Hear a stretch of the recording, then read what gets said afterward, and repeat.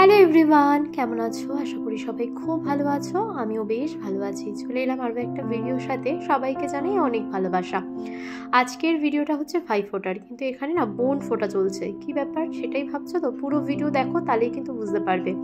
দাদা আর বোন কিন্তু বসে পড়েছে এই ভাতৃদ্বিতীয়ার এই অনুষ্ঠান উদযাপন করার জন্য।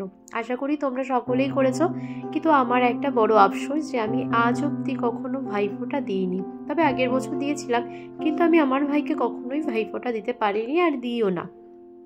কেন দিই না, পুরো ভিডিও চলাকালীন আমি সেই সব গল্পটাও তোমাদের সাথে না হয় শেয়ার করছি। তো এখানে দেখো, ওরা কিন্তু খুব সুন্দরভাবে ভাইফোঁটার যে নিয়ম সেটা করছে। আর এবার চলো আমি একটু গল্প করি যে আমি কেন ভাইফোঁটা দিই না। ছোটবেলা থেকে আমার ভাই আর আমার বয়সের ডিফারেন্স কিন্তু মাত্র 3 বছরের। তো 3 বছর 5 বছর হলেই তো ভাইফোঁটা দেওয়া যায়। সবাই জানো যে যদি 5 বছর হয়, ভাইয়ের বয়স বা বোনের বয়স 5 বছরের ঊর্ধ্বে গেলেই ফোঁটা দেওয়া হয়। কিন্তু তবুও কেন আমি কখনো ফোঁটা দিতে পারিনি? আসলে আমি শুনেছি যে আমাদের বাড়িতে কখনোই নাকি ফোঁটা রাখি বন্ধন, জন্মদিন এগুলো বলে নেই। মানে নেই কেন, সেটার কোনো উত্তর কিন্তু আমি আজও পাইনি। মানে আমি ঠাম্মা, মা সবার কাছে জিজ্ঞেস করেছি। মায়ের কাছে জিজ্ঞেস করতাম যখন, মা বলতো ঠাকুমা বলেছে নেই। ঠাকুমার কাছে জিজ্ঞেস করলে ঠাকুমাও বলতো যে আমার শাশুড়ি বলেছে নেই।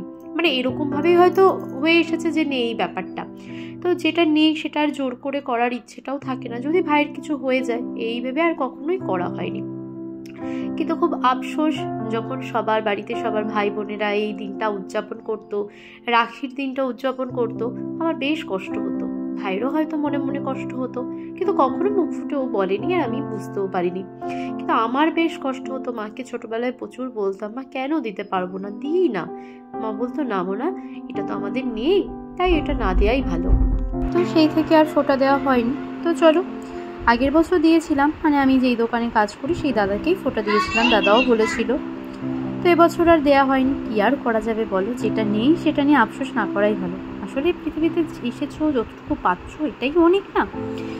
তো তোমাদের ফোঁটা কেমন কাটলো অবশ্যই জানাবে। আমার তো একটু মন খারাপ আছে, আর থাকবেও। এই ফোঁটার দিনে প্রতি বছরই মন খারাপটা থাকেই, কারণ ভাই থাকা সত্ত্বেও যখন ফোঁটা দিতে পারি না, যখন দেখি সবাই দিচ্ছে, তখন একটা খারাপ লাগা মনের ভেতর থেকেই যায়। সেটা হাজার চেষ্টা করলেও ওই নিয়ম নেই বলে সেটাকে যে অস্বীকার করা যায় এমনটা নয়। তো দেখো, এখন খাবার পর্ব চলে এসেছে, খাবার সাজিয়েও দেওয়া হচ্ছে। এখানে তো ফোঁটা সম্পূর্ণ হয়েও গেছে, তোমরা দেখতে পেয়েছো। আশা করি আজকের ভিডিওটা তোমাদের খুব খুব খুব ভালো লেগেছে। যদি ভালো লেগে থাকে তাহলে অবশ্যই কিন্তু লাইক, কমেন্ট আর আমার চ্যানেলটাকে একটু ফলো করে দিও। ইউটিউবেও ছাড়ছি, ইউটিউবে তোমরা অনেকে অনেক ভালোবাসা দিচ্ছ, অনেক ভিউজও আসছে, তার জন্য আমি অনেক অনেক খুশি। তার জন্য হয়তো আরও কাজ করার ইচ্ছেটাও বেড়ে গেছে।